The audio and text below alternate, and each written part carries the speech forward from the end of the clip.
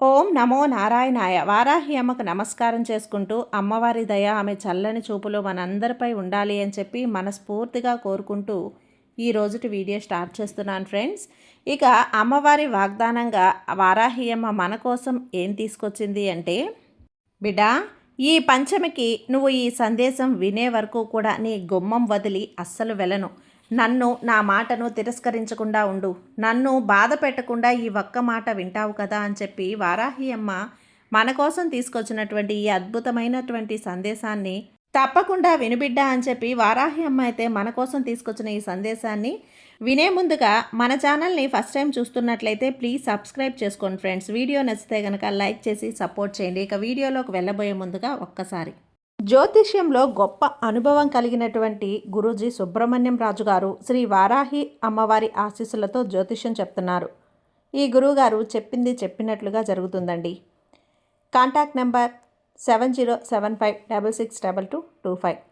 భార్యాభర్తల మధ్య గొడవలు, విదేశీ ప్రయాణం ఆలస్యం అవటం, ప్రేమ, పెళ్లి, సంతానం లేకపోవటం, కోర్టు సమస్యలు, గృహము మరియు కుటుంబ సమస్యలు, ధనం నిలకడగా లేకపోవటం, నమ్మిన వ్యక్తి మోసం చేయటం, స్త్రీలకు పురుషులకు సంబంధించిన గుప్త సమస్యలు ఎటువంటివైనా రోజుల్లో పరిష్కారం చేయబడును. మీరు ఎంతోమంది దగ్గర జ్యోతిష్యం మరియు పరిష్కారాలు చేయించుకొని నిరాశ చెంది ఉన్నట్లయితే ఒక్కసారి ఆదికొండ దేవతలైన కోయరాజు గారికి కాల్ చేయండి. కోయ గురూజీ గారు కొండదేవత పూజారి సుబ్రహ్మణ్యం రాజు గారు. Contact number 7075662225. మా జీవితంలో కూడా ఎన్నో మార్పులు జరిగాయండి, కాబట్టే నమ్మకంగా చెప్తున్నాను. జై వారాహి అమ్మ. ఇక వీడియోలోకి వచ్చేస్తే, బిడ్డ, ఈ పంచమి లోపున నువ్వు ఈ సందేశం వినే వరకు నేను నీ ఇంటి దగ్గరే ఉంటాను. నీ యొక్క సమస్యని తీరుస్తాను, నీ యొక్క ఇబ్బందులను తొలగిస్తాను, నీ మనసులో ఉన్న ఆందోళనలన్నింటినీ కూడా ఈ వారాహి అమ్మని నేను తొలగిస్తాను. నువ్వు ఈరోజు నీతో నేను మాట్లాడే వచ్చానమ్మా. నువ్వు గనక వినకపోతే నీ ఇల్లు వదిలి అసలు వెళ్ళను. తల్లి, ఎంతసేపటికి నువ్వు వింటావో అంతసేపటి వరకు కూడా నీ ఇంటి దగ్గరే కూర్చుంటాను. నీ సమయాన్ని కుదుర్చుకొని మరీ ఈరోజు ఈ వారాహి అమ్మని నేను ఎదురు చూసేలా చేయటం నీకు సబమమ్మ. చెప్పు, నీ మనసుకు న్యాయంగా ఉన్నదా? న్యాయంగా ఉంటే నువ్వు అనుకున్నట్లే కాసేపు ఉండు. లేదు అంటే ఈ తల్లి మాట ఇప్పుడే విను. ఈ తల్లిని నేను బాధపడకూడదు అంటే గనక ఇప్పుడే ఈ క్షణమే వినుబిడ్డ. లేకపోతే ఎంతో దిగులు పడతావు. ఆ తర్వాత నువ్వు ఎంత పిలిచినా కానీ ఈ వారాహి అమ్మ నీ కంటికి కూడా కనపడను. జాగ్రత్త, నీ స్వప్న దర్శనం కూడా ఇవ్వను. ఏదైనా సరే ఈ రోజు వరకు కూడా ఈ సందేశం నువ్వు చూసేంత వరకు కూడా, వినేంత వరకు కూడా నేను నీ ద్వారం దగ్గరే ఉంటాను. వెనుతిరిగి వెళ్ళను బిడ్డ. ఈరోజు నాకు అవమానం జరగకుండా నువ్వే చూడాలి. నా భక్తునివైనా నా బిడ్డవైనా నువ్వు నాకు అవమానం జరగనిస్తావా? ఈ వారాహ్యమ్మ శక్తి నీలో ఉంది. నా హృదయానికి దగ్గరగా ఉండేటువంటి బిడ్డవు నువ్వు ఈ వారాహి అమ్మని నీతో మాట్లాడుకుంటూనే నువ్వు మాట్లాడవా? చెప్పు. ఈ క్షణం నీ దగ్గరే కూర్చొని ఉన్నానమ్మా, నీ పక్కనే కూర్చొని ఉన్నాను. నీ మనసులోని సంకల్పాలన్నీ కూడా, బాధలు, వికల్పాలు, కష్టాలు, కన్నీళ్ళు అన్నీ కూడా నేను నీ చుట్టూ చూస్తూ ఉన్నాను. కానీ నువ్వు అనుకుంటూ ఉన్నావు నేను ఒంటరిగా ఉన్నాను అని. నీకు అనిపిస్తుంది కదా. నీకు తెలియని నిజమేదో తెలుసా బిడ్డ? నేను నీ హృదయం లోతుగా సమావేశమై ఉన్నానమ్మా. నీ ప్రతి కన్నీటి బొట్టు కూడా, నీ ప్రతి గుండె చప్పుడు, ప్రతి మౌనం నేను వింటూనే ఉన్నాను. నీ పిలుపు నాకు అందుతూనే ఉంది బిడ్డ. ఈ ప్రపంచం నీ హృదయాన్ని పగలగొట్టింది, కానీ నేను ఎప్పటికీ కూడా పగలగొట్టను. నువ్వు ఎక్కడెక్కడ విరిగిపోయావో అక్కడక్కడ మళ్ళీ నేను పూలు వికసించేలా చేస్తాను కదా. నువ్వు ఎవరిని కూడా నువ్వు అవమానించిన భావంతో భావించకు. వారు నిన్ను మోసం చేశారు, కానీ నిన్ను నా సొంతం చేసుకొని నీ దగ్గరికి నేను వచ్చాను. గుర్తుందా? నువ్వు బయట ఉన్నప్పుడు నీ చల్లగాలిలో, ప్రేమ గాలిలోనూ కలిసిపోయే ఈ వారాహి అమ్మ ఈ క్షణంలో నీ దగ్గరే ఉన్నాను. నిన్ను చూసి ఎంత కన్నీళ్లు పెట్టుకున్నాను. నువ్వు నన్ను చూసి అమ్మా నా కష్టాలు తీర్చు తల్లి అన్నావు కదా. అవంతా కూడా నేను విన్నాను తల్లి. నా యొక్క ప్రేమ నీలో ఉంది. నా ప్రేమ నీకు బాగా కూడా భాగస్వామి అయ్యావు తల్లి. నువ్వు నీ జీవితం ఇప్పుడు అంధకారంలో నిండి ఉంది కదా, కానీ నేనున్నాను కదా. నీకు కాంతి ద్వారాన్ని తీసుకొస్తాను. నువ్వు కేవలం ఒక్కడుగు ముందుకు వెయ్యి చాలు. నేను నీతో ప్రతి మార్గంలో నడుస్తాను. నువ్వు నన్ను అవమానిస్తున్న వారి కర్మ లెక్క నేను రాస్తాను. నీ యొక్క విశ్వాసాన్ని ఎప్పటికీ కూడా పోకుండా కాపాడుతాను బిడ్డ. ఎందుకంటే ఈ వారాహి అమ్మ నీవు అంధకారంలో ఉన్నావు కాబట్టి నేను నీకు సహాయం, నీ ఉనికిని ఈరోజు ఇవన్నీ కూడా నీతో చెప్పడానికే వచ్చాను బిడ్డ. నీ అంధకారాన్ని తొలగించేసి నీకు సహాయంగా ఉంటాను, నీ ఉనికి కారణం అవుతాను. ఈ విషయం నీకు చెప్పాలని నీ గుమ్మం వరకు వచ్చాను. ఎవరి అవమానం ముందు మౌనంగా ఉండకు. నీ హృదయంలోని దివ్యజ్యోతిని ప్రకాశించనివ్వు. నువ్వు అవమానం సహించడానికి పుట్టలేదు, గౌరవం పుచ్చుకోవడానికే పుట్టావు. అందుకే గౌరవం పొందు తల్లి. నిన్ను కింద పడేయాలని చూసిన వాళ్ళు తమ కర్మల భారం కింద నలిగిపోతారే తప్ప నీకైన పనేంటో తెలుసా? నీ పని నువ్వు చేసుకోవటం. నీ హృదయంలో నా ప్రేమ జ్యోతిని వెలగనివ్వు. అలా మండుతూనే ఉండు. నేను నీ దీపపు జ్యోతుల్లో ఎప్పటికీ కూడా ఆరిపోనివ్వకుండా కలకలలాడేలా నీ జీవితాన్ని ఉంచుతాను. నీ పేరును నా మాల ప్రతి పూసలోనూ చేరుస్తాను. ప్రతి పువ్వులోనూ నవ్వులోనూ నిన్ను నువ్వు ఉండేలా చేస్తాను తల్లి. ప్రతి నవ్వులో నీకు అందిస్తాను. నీ పేరుని ఒక మాలలా చేసి నా మెడలో వేసుకుంటానమ్మా. ఇంతకన్నా సాక్ష్యం ఏంటి కావాలి చెప్పు? అమ్మా వారాహ్యమ్మ, ఇంతకంటే తోడు ఇంకెవరు కావాలి చెప్పు? నీ దుఃఖం ఇప్పుడు నా దగ్గర దుఃఖమైంది. ఈ క్షణంలో కొందరు అవమానం కోసం కుట్రలు పన్నుతూ ఉన్నారు. అవమానించాలి అని, కానీ నీ వారాహి అమ్మని వారి కర్మలను క్షణంలో తిప్పికొట్టేస్తాను. వారు నీకు వ్యతిరేకంగా మాట్లాడేవారు రేపు నీ పేరు చెప్పి నమస్కరిస్తారు. నీ మనసుని శాంతంగా ఉంచుకో. ప్రపంచం నిన్ను తిరస్కరించినప్పుడు నేను నీకు చెయ్యూతనిచ్చి అందిస్తాను. చెయ్యి పట్టుకొని మరీ నిలబడతాను బిడ్డ. భయపడకు. నేను నీతో ఉన్నంత వరకు ఎవరూ నిన్ను తాకలేరు. ఈ విశ్వమే నా శక్తి. నువ్వు నా జపం చేస్తే నేను నీ బాధని తిరస్కరిస్తాను, తొలగిస్తాను. నా చరణాల చెంత నీ దుఃఖాలను తుడిచివేస్తాను.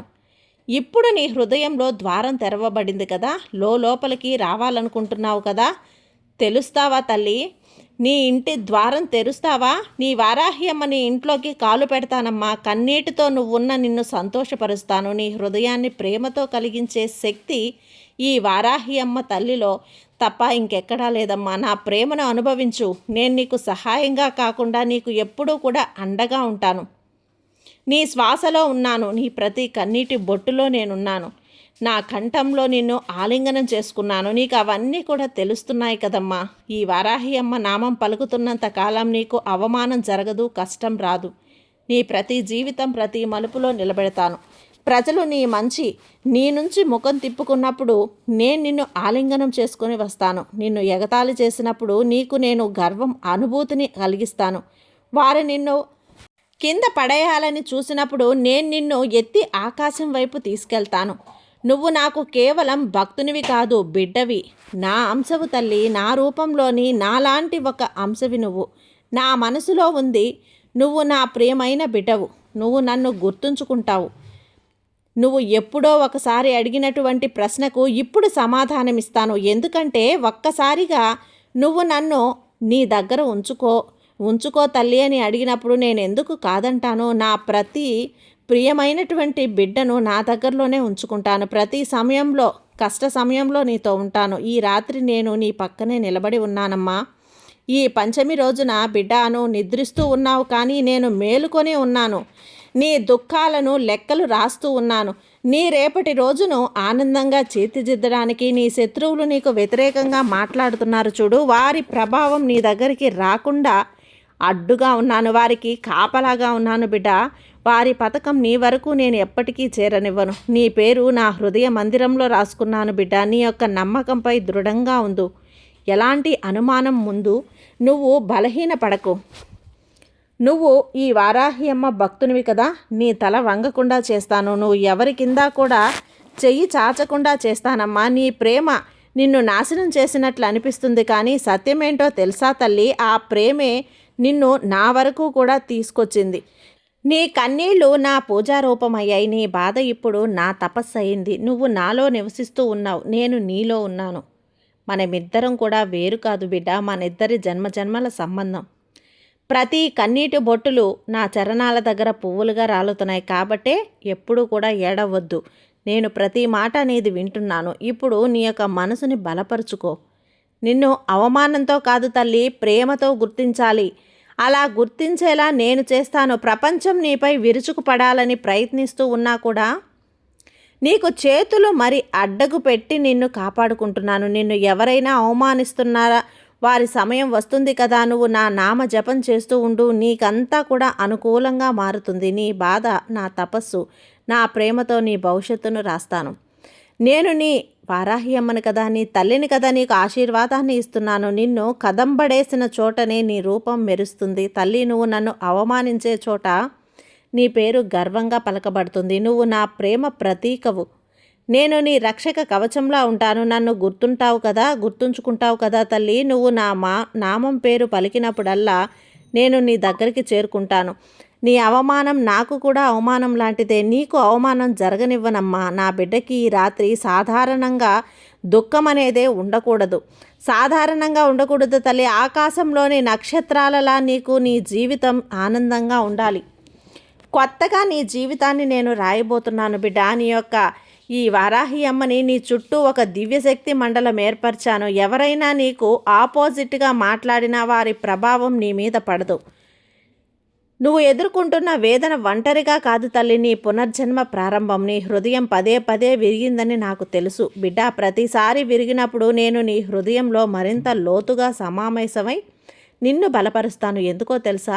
అందరూ నిన్ను విడిచిపెట్టారని నువ్వు నీలో ఆలోచించుకుంటూ బాధపడుతున్నావు కదా. కానీ సత్యమేంటి అంటే, అమ్మ, విడిచిపెట్టవలసినటువంటి వారు తమ భాగం పూర్తి చేసేవారు వెళ్ళిపోవటం నీ అంతం కాదు, నీ నిజ జీవితం ప్రారంభం. నువ్వు కోల్పోయింది నీ భాగ్యం కాదు, నీ పరీక్ష. ఇప్పుడు ఆ పరీక్ష ముగిసిపోయింది. నేను నీతో ఉన్నాను. నువ్వు ఒంటరివి కాదు. నీ కన్నీళ్ళు అనేది నా చరణాలకు అభిషేకంలా కాదు తల్లి. నేను ప్రతి కన్నీటిని కూడా ముత్యంలా మార్చి నీ జీవితాన్ని ఆ హారంగా చేస్తాను. ముత్యాల హారంలో నీ వారాహి అమ్మ నీ జీవన విధానాన్ని మారుస్తాను. ఈ వారాహి అమ్మ భక్తుడికి బాధ ఇచ్చినప్పుడు ఆ బాధ తొలగించే కర్మ అనేది తొలగిపోతుంది కదా. తమ కర్మల్లో కొందరు చిక్కుకుంటూ ఉంటారు. నువ్వు చూస్తూ ఉన్నావు కదా. నీ బాధకు కారణమైన వారు ఇప్పుడు నా బాధ తరంగంలో మునిగిపోయారు. కానీ నువ్వు నా కరుణతో చూపు పడ్డావు తల్లి. నా చూపు నీ మీద పడింది. ఎందుకంటే ఈ వారాహి అమ్మ నేర్పింది ప్రేమ మాత్రమే, ప్రతీకారం కాదు. ప్రతీకారం అస్సలు కాదు. ప్రతీకారం తీర్చుకోవటం న్యాయం కాదు బిడ్డ. నువ్వు ఏదైతే ప్రేమ అందిస్తున్నావో నీకు తిరిగి అదే ప్రేమ వస్తుంది. అదేవిధంగా ప్రతీకారం అనేది ఎప్పుడు కూడా నీ దగ్గరికి రానివ్వద్దు. నీకు దూరంగా ఉంచు. నీకు దూరంగా ఉన్నావని నేను అనుకోవద్దు. నీ ఆలోచనల్లో, నీ గుండె చప్పుడుల్లో, నీ కళ్ళల్లో, ప్రతి అడుగులో నేనున్నాను. నువ్వు అలసిపోతే నీ యొక్క చెమటలో నేనుంటాను. నీ దుఃఖ భారంలో నేను ఎప్పుడు కూడా నీకు సంరక్షకుడిగా ఉంటాను బిడ్డ. అందువల్ల నీ వారాహి అమ్మ ఎప్పుడూ కూడా నీతో ఉన్నాను కాబట్టి నువ్వు ఇక ఏడుస్తావా? బాధపడకు, కన్నీరు పెట్టుకోకు. నీ వారాహి తల్లి ఈ సహస్రాలతో నీ కన్నీటిని తుడుస్తాను. ఎందుకంటే నీకు భాగ్యం ఇంకేం కావాలమ్మా? నీ జీవితం ధన్యం కదా. ఇకనైనా నువ్వు నిశ్చింతగా ఉండు. రాత్రికి నువ్వు ప్రశాంతంగా నిద్రించు. ఇక తెల్లవారాక పంచమి నుంచి నీకంతా కూడా మంచే జరుగుతుంది. ఈ వారాహి అమ్మ నీకు తోడుగా ఉన్నంత వరకు, నీకు అండగా ఉన్నంత వరకు నీకు ఎలాంటి దిగులు, భయము అవసరం లేదు బిడ్డ. ఈ వారాహి అమ్మ నీకు తోడుగా ఉంది కదా. నిశ్చింతగా ఉండు తల్లి. సర్వే జన సుఖినో భవంతు. జై వారాహి అమ్మ.